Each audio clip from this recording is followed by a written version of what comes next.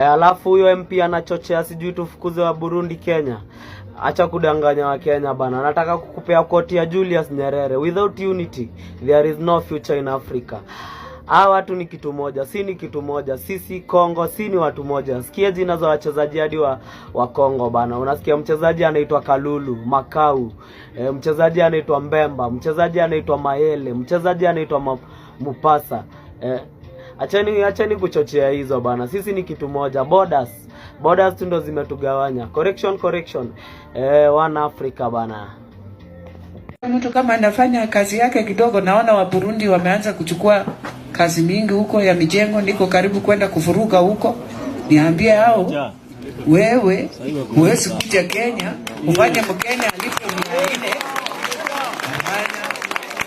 Hiyo nimesema jana huko kwa bunge, nikasema ule anaandika tu Mburundi ati anamlipa 400, atakuta maajabu kwa hiyo kumjengo yake. Hivyo nimetumana kwanza kwa upole, unajua unaanzana na uzuri. Andika barua nasema Kenyans are paid 700 and above. For you to bring Burundians na Kenyans not to get a job. Na Mburundi hana hiyo visa ya kuja kufanya kazi ya mjengo hapa. Tutapambana, ambia wa Burundi mimi ndio nitarudisha hao Burundi.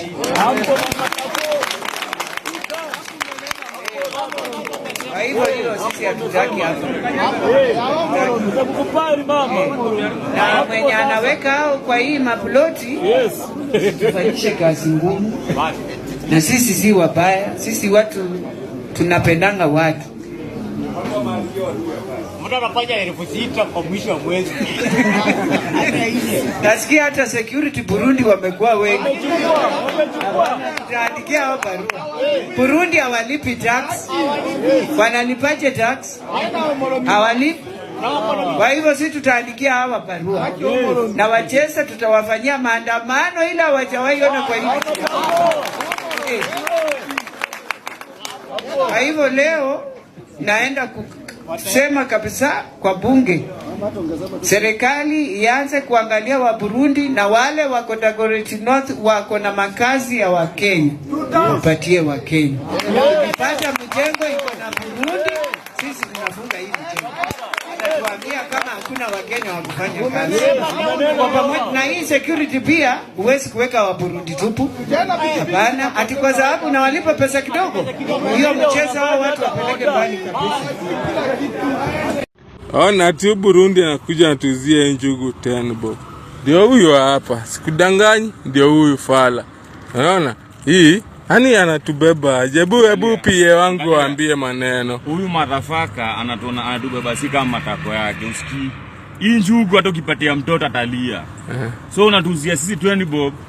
Na angalia 2027 hatutaki kuona hawa mafala wa Kiburundi. Wallahi tena. Akiamungu angalia acha hiyo. Ona 2027 mimi nikifika Burundi hivi watati maumbu wao na tekini 10 bob. Na mimi nakuambia ati ni 10 bob. Huyu anatubeba kama matako yake. Mimi nakuambia 2027 tukipiga kura hao watu by mwezi moja wako wamerudi huko kwa wataki kutubeba ufala. Si ndio huyu? Acha ujinga, usijaribu kushika simu yangu wewe. Unataka kushika simu yangu kwa nini wewe? Burundi tumechoka na nyinyi hapa Kenya. Kwanza Burundi unakuja unatembeza kahawa na unauza mandazi. Unaona tu uko majuu. Bana we Burundi uko na wazimu. Burundi kuna Mkenya ako kwenyu, wewe acha nigonge. Burundi kuna Mkenya ako kwenyu. Burundi bwana.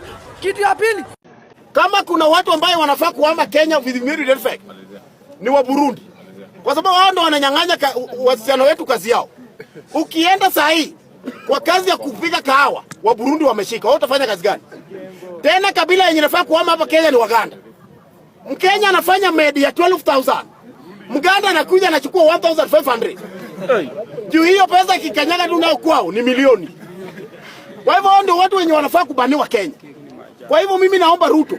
Mnaona hii picha yenyewe nimetea hapa ya Mkenya? Mnaona hii picha yenyewe nimetea hapa ya Mkenya? Ya huyu jamaa tuko tunamtafuta tumuue. Kweli? Tuko tunamtafuta tumuue. Kwa nini? Jamaa aliua rafiki yetu. Na bila tatizo, bila shida yoyote, alimuua tu, just kumuua. The situation was, he approached him over there in Kenya. You know my people, my Burundian people in Kenya over there, they do small business.